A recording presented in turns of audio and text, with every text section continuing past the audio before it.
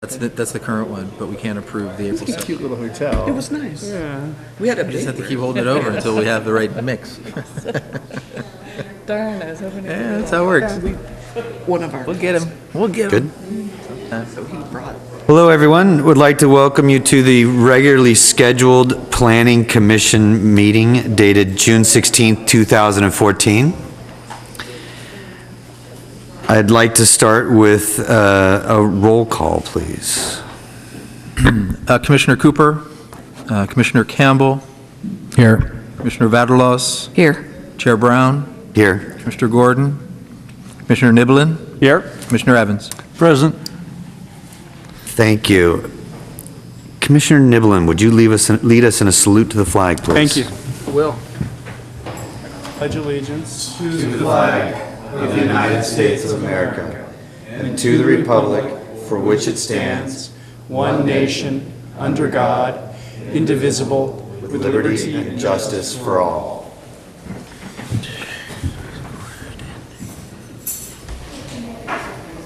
Great. The next step is, do I have a motion for approval of the order of the agenda?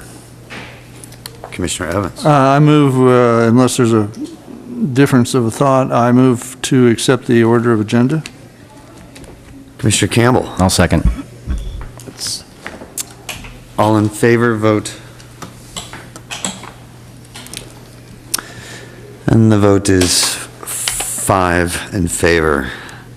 Thank you. Next, we have two sets of minutes. Chair Brown, I did want to mention that it appears that we will not be able to vote on the April 7th minutes because we do not have the quorum present. That is correct. That matches our math up here as well. Thank you. We'll hold that one over.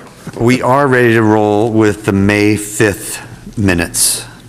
Is there a motion to approve? Oh, my gosh. Commissioner Campbell. I will make a move to approve those minutes. Staring at the lights.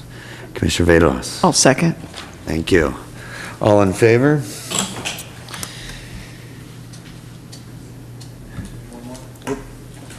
That was me. And that passes 5-0. Thank you. Next, is there a designation of liaison to the city council meeting? I don't know of any particular planning commission related business on the 14th, so I don't think there's an absolute necessity. However, as always, you're always welcome to come. Thank you. There are no consent items on the agenda, nor are there any public hearing items on the agenda. The other agenda items are for an extension of the permit to exceed the Hillside Preservation District lot coverage limitation for the construction of a bed and breakfast inn at 130 Dardanelle Avenue, Pacifica, APN 018-113-060. Proposed action, grant extension request for 2 years. Is there a staff report on this item? Good evening, Commissioners. Before you tonight is a fifth extension request for a variance to allow a bed and breakfast at 130 Dardanelle Avenue to exceed the maximum allowable lot coverage. Applicant requested a 2-year extension, but the Pacifica Municipal Code only allows a 1-year extension for variances. No significant changes have occurred within the vicinity of the project site, and therefore staff is recommending approval of the 1-year extension request to June 16th, 2015. That concludes my presentation. Thank you. Are there any questions from commissioners? Sorry. Commissioner Evans. Just two things. The first being, in the second paragraph, you have down the applicant has requested and received 4 1-year extensions. All the extensions were, due to poor economy. The current extension request is intended to be a very high-end home. Can you explain that instead of a bed and breakfast? The actual quote, this is from the applicant's request letter. This was designed to be a very high-end home when the economy could not support this type of home. Unfortunately, the applicant isn't here to further elaborate on that, but my understanding is it was a nicer home, a bigger home, or with more features, and therefore, it will take them, it'd be more expensive to construct, so you want to make sure it was a type of home that would sell.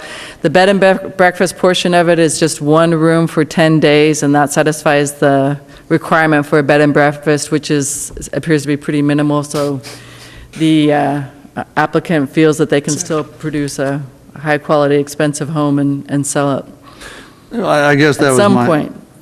Thank you. I guess that was my bottom line question was, has the plan changed any? No, there has been no plan. Nothing's been submitted Okay. to the building department for a building permit. All right, thank you. Any other questions from commissioners? Well, I have one. The extension and the original variance were related to exceeding the lot coverage limitations, and were wrapped up with the fact that it was being proposed as a bed and breakfast at the time. Now the proposal is that it be for a high-end home, so first question is, does that really actually apply in the extension process, or would that sort of start the whole process over? The project has not changed. The approval is for the bed and breakfast, which is also a home at the same time. They're one and the same. Okay. And that is only an approval. No plans have ever been submitted, but that approval is not changed. And that's why the extension request, because they have not been in a position, according to their letter, to actually submit plans and build the home. Great, thank you. The next question I have is, because the price of the extensions went up, the applicant is requesting a 2-year extension for the price of one. Is that the way to read this? I'm not. He can clarify. We have a cost recovery system in place. So That's right. what happened was, in the past, we would charge 1 hour of staff time, and that really didn't cover what it took to process one of these applications. So what's happening now is we are able to collect approximately 4 hours worth of staff time, and that's why the fees have gone up. But unfortunately, although we requested a 2-year, because this is for a variance, we can only allow a 1-year extension. So I was just making that clarification. Well, and I should also point out that in the past, the Planning Commission has typically made extensions on 1-year increments. But I think for other projects as well, yeah. So if I just heard that correctly, that we actually only can grant? In this particular case. That's correct. And because but the proposed action is grant an extension for 2 years on the report? Okay. that could be an error. It was supposed to be That's just okay. for, the applicant was requesting a 2-year, That's right. right? but We there are could- recommending a 1-year. Okay. I was, yeah, my apologies. In fact, if you look at the commission action, it's recommended 1 year to June 16th, 2015. Great. Oh, I see. Got it. Thank you. Is there anyone who would like to speak on this matter? I don't see any cards. Mr. Clifford, you have 3 minutes to address this agenda item. I probably won't take quite that long. One, I agree with staff's recommendation of the 1-year extension. And I did have a question. I know you guys can't answer it, but possibly staff could. Is there anything that requires them to keep the bed and breakfast running if it is not what they consider profitable?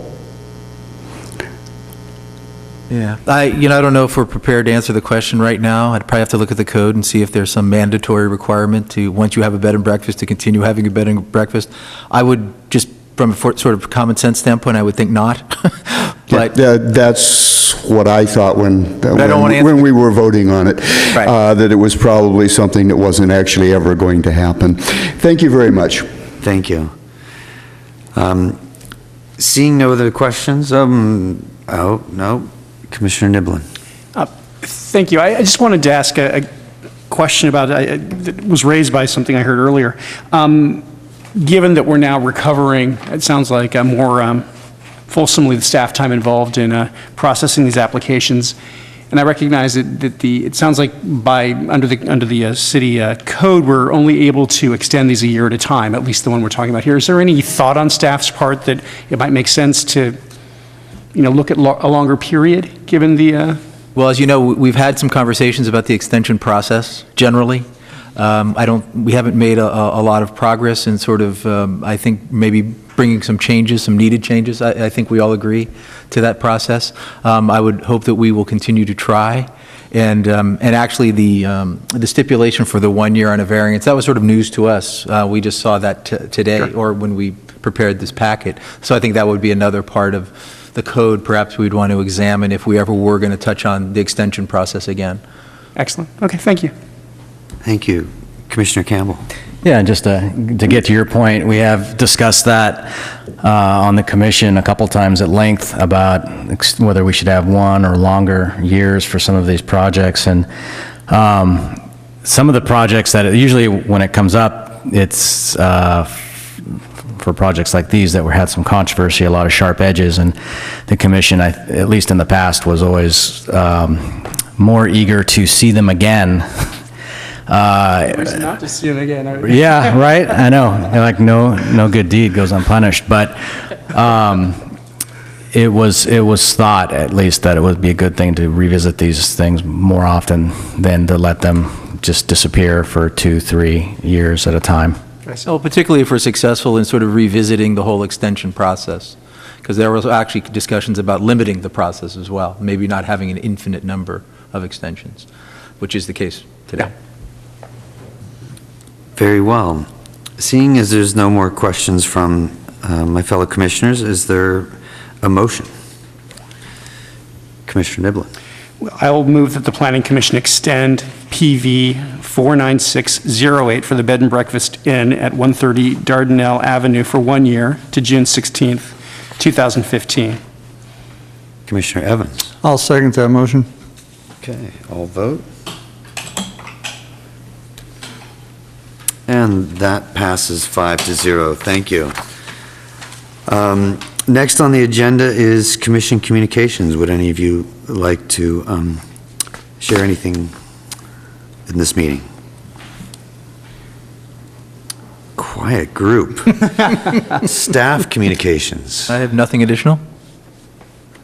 Okay, then oral communications. This portion of the agenda is available to the public to address the Planning Commission on any issue within the subject matter jurisdiction of the commission that is not on the agenda. Time allowed for any speaker will be 3 minutes. We get to hear from Tom again. Here, I might as well talk. I wanted to,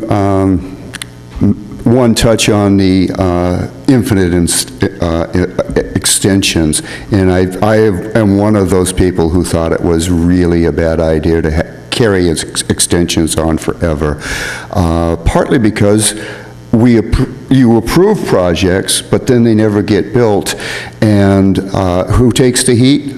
You guys do. You've approved these projects. Why aren't they being built? Why isn't the city blossoming? And if the owners choose to just entitle their property and make it more valuable that way and not build the project, they're the ones that can gain, because they're the ones that can also go out and get a loan against the property at its new increased value. So I just, want to put it out there that the city gains if the project actually gets built. The property taxes go up. There's more vitality, there's more people in town. If it's a commercial project, you actually have more businesses going on. But if we just entitle property, the only person that actually gains is the person who got the entitlement. Thank you. Great. Thank you for that perspective, Mr. Clifford. Always appreciated. I think that's the end of our meeting. Is there a motion? Motion to adjourn. Is there a second? I'll second that. All vote. And this meeting is adjourned by a vote of 5-0. Anyone aggrieved by the action of the Planning Commission has 10 calendar days to appeal the decision in writing to the City Council. If any of the above actions are challenged in court, issues which may be raised are limited to those raised at the public hearing or in written correspondence delivered to the city at or prior to the public hearing. Thank you, everyone.